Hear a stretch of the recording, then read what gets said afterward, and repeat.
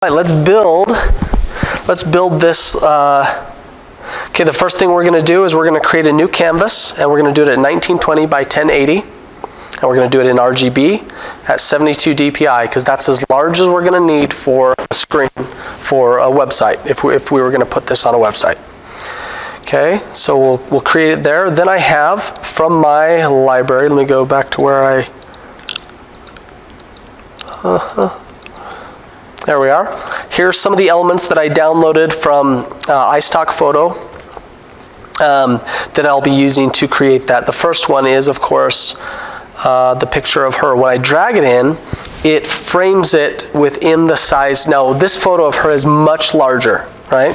But it puts it within the size of my frame.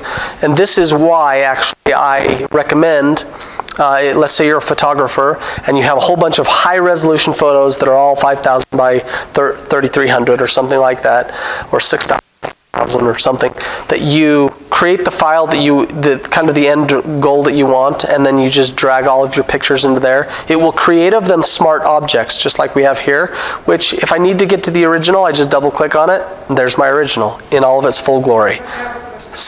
This is almost 7,000 by almost 5,000. So the link that I gave you is an access to this folder, and you'll be able to download straight from my Dropbox all of the assets. You can play with them if you want. Okay. You can see here that some of them are EPS. These are vector files that are opened up in Illustrator. I can't see what they look like, which is why I use Bridge, because with Bridge I can see what all of the Adobe products look like, right? But I can see all of the JPEGs, which is useful in the Windows. So from here, I can pick any of these.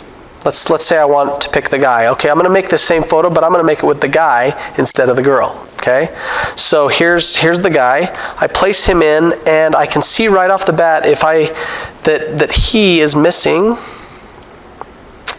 that he is sized differently, right? And I'm missing from about there down if I wanted him to be about the same. So we're going to use some AI generation tools here today so you can see kind of how this works. Now, AI does a terrible job of faces, but it does a great job with patterns, incredible with patterns. So I take something like this. Actually, let me make it smaller.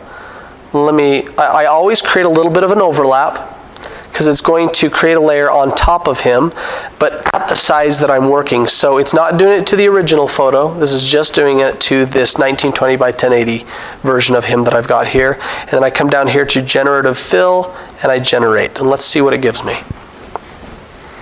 Again, it does a great job with patterns, does a terrible job with faces. I mean, everybody comes out looking like the Hunchback of Notre Dame if you try to do faces. Okay, so here's one option. Looks believable. Believable is the most important part. Or maybe I wanted long sleeves. Or maybe I wanted, partial sleeves. So you can see it gives me options, and if I want more options, I can click generate again, and it will give me sets of 3 options, and I can do 36 options. So it'll just pull from what it thinks that I want based on the patterns in his shirt, where it anticipates his arms might be. And you can see that there's minor differences in the position of the wrist. Sometimes fingers are crazy wonky. So fingers do not often work very well in this. So there are limitations to it. But if I just need a taller version of the same guy, well, this is a great option, right? And so this would be one of those places where the AI would be useful. Now I'll take these two together, because this is just on a different layer, and it's just generated, that's all it's generated, right? But by itself, it's not that useful. I'm going to group these together, and then I'm going to make that a smart object, so that now it feels like it's a complete photo from which I can then take my subject and say, yeah, I want this guy. And it measures out the subject. You can see it missed a little bit down here in the shadow area. I don't know if you can see that. I'm going to zoom in. It didn't get that part of his shirt. Can you see that? Couldn't quite detect it. So I'm going to do that manually. I'm just going to use my square tool here, or no, I'm going to use my lasso tool. I'm going to hit plus, which is shift, and I'm going to just grab this area here. In addition, it's going to add it to whatever else has already been selected. I'm going to zoom back out. I'm going to mask this, because I'm doing this in a non-destructive way, but you'll see on my mask, it's a little garbled, like it's not super clean. It's not a super clean edge. And part of that was it was having a hard time seeing the difference between the background, that background, where the background ended and the shirt began. So we'll see when I bring it into the next section if it's good enough. It depends on the resolution. It might be fine, but if I need to fix it, I can do so. All right, he's in there. Let's see, we're gonna pull him over to the side, I believe on hers. Yep, she's over to the side. All right, then, oh, I am working in the wrong, I'm working on her full resolution version. I'm sorry, we're gonna do this again, but I wanted to do this not in, okay, I wanted to do it here. I apologize. This is the low resolution version. Okay, so let me just pull him back in there, and we will size him so that he's roughly the same size of human. Position him.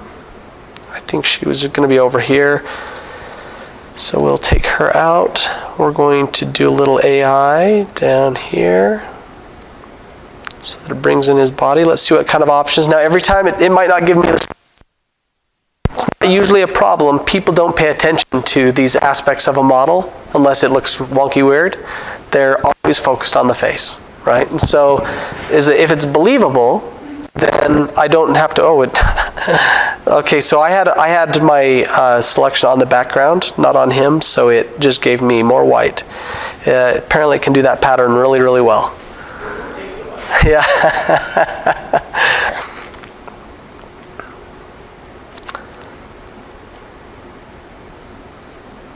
Okay, so gives me a believable pattern. I like that first one. We're going to stick with the first one, and we're going to merge these layers together, group them, and then make them a smart object. And then I'm going to come over here, grab my subject selection tool, select my subject, and we will mask around that. Now, with that, we're going to bring in a background. On this original one, you'll see here that I have a background that's just this black background. So I've got the same thing. I need to get rid of some of my folders. Let me just hurry and get rid of some of these. Don't save, don't save, don't save. Good, that's where I want, and I don't need that one. That's my big one. Don't save. Okay, so now I've just got the two that I'm working with. I pull on my layers, I come under him because I want, when I pull in this background, I want it to be under him. I find the background that has the texture that I'm looking for, and holding down Alt, I size that. It pulls out from the center when I hold down Alt or Option.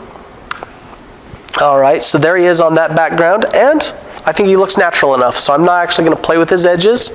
I think that it did a good job of making it believable. Go ahead. Right here in the filter gallery, liquify, that goes into a sub program that allows you to just push and pull. It turns the whole thing into liquid, and you can push and pull elements around. If you need to give him liposuction, I'll just show you right now. It has a face and body feature here. It takes things and it naturally allows you to quickly affect those areas. If you want to give him big eyes, open them up more. If I want to affect the mouth and make it bigger. I'm telling you, it's terrible. It's terrible. Okay, I'm not going to keep any of those. Anyway, but you can play around with things, and it's somewhat automated so that it'll do it for you if you know how to get into it and play with it, right? Play, play, play. That's the number one rule today. All right. Now, on this other one, I have included a curves layer, and I can see here, based on this map, what I did. So I'm gonna apply the same curves layer over the top of my. So I'm gonna come down here, make a curves layer, and basically I just raised this up about to there. That's what this other one's telling me. Yep, we're good. So we're gonna keep it there for now. And then I also have a color overlay. So for this, I'm going to quickly borrow my color, 51CBCA. I'm going to copy that. And I'm applying it in, let me cancel that. I'm applying it in a color mode. So here I will just make a solid color. I'm going to apply my color as I wanted it, and up in my blend mode I'm going to go to color, which is down near the bottom. Boom, like that. Okay, so we're to that point. Then I add in my sparkle layer. I bring in my sparkles and I have them on color dodge. So that's a whole nother layer that's already got an effect on it. Let me get onto the right section here. Okay, and I'm going to grab my sparkles. So in this way, just so you know, you can work with existing elements to design something that's fresh and that's just you.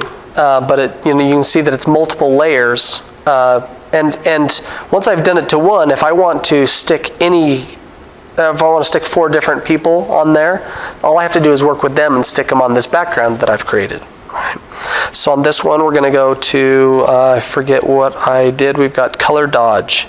And you'll see here that I also created a mask on it where the middle is somewhat, it was distracting. So I got rid of it.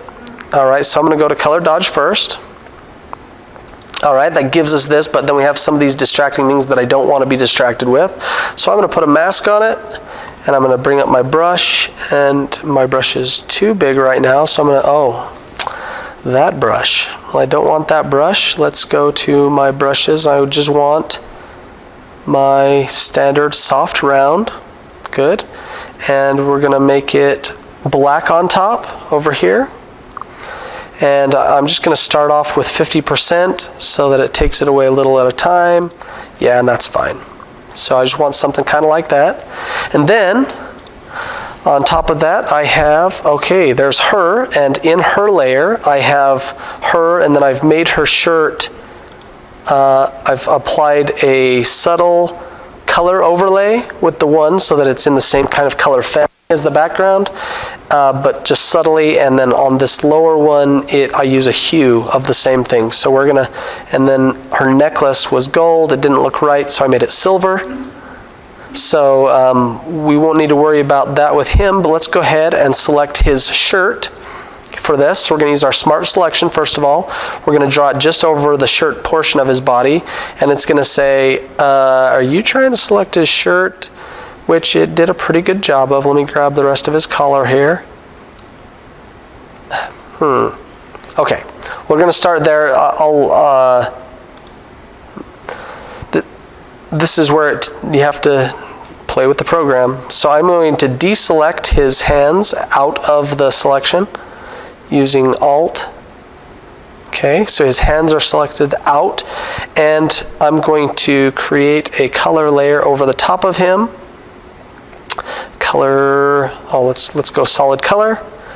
It's going to do it out of that same color, and we're going to start off with a hue, which is going to just change the hues of that shirt and make it fall within that zone. Now you can see that it's affected his neck as well. I'm going to go ahead and select his, using that tool, select his neck. And it did a good job of selecting the neck, and I'm going to delete it out of my mask here. This is where working with the masks becomes extremely useful, adding to or deleting depending on what you're trying to do. I'm going to brush this away. So to brush it away, I need to make the top color black, and and we'll brush that away until we're good. And now his shirt is believable within that color spectrum that we're going for, right? And then last of all, thank you. We'll see you next month.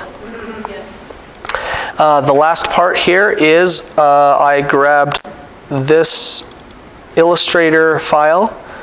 It says the Sophia, and I just want that vector element. I'm going to copy it from there. I'm going to come to Photoshop and paste it in Control V as a smart object.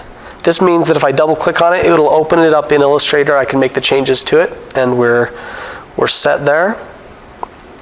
I'm going to set it over to the side. I believe I put a drop shadow on it, and And then I added some text underneath, which said, I forget what it said, something about the sparkle.